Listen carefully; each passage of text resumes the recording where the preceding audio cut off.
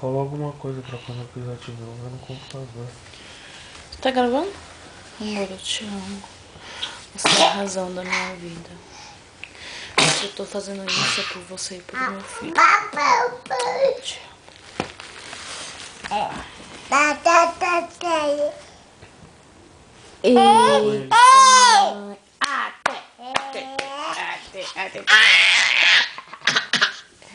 Esse nariz sujo, Henrique. Cadê o vovô?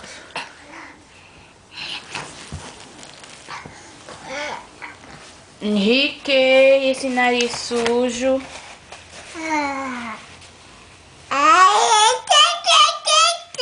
Eita, você ficou...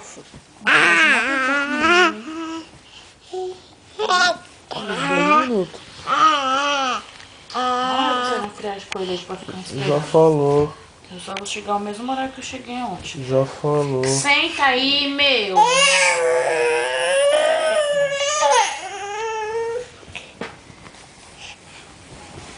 Henrique, a mãe me tapou na blusa.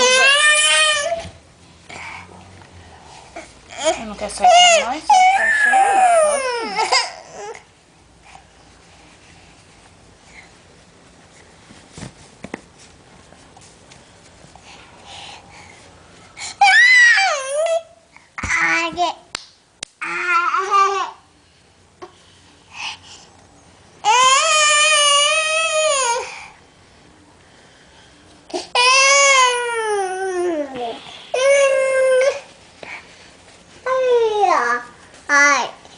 Ai.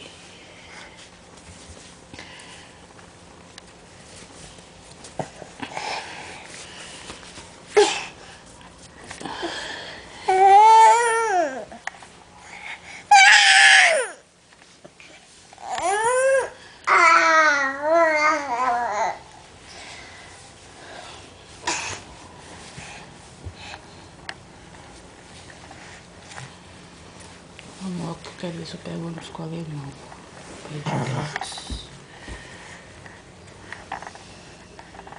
Porque alguém não quer ir comigo pra eu não pagar passagem.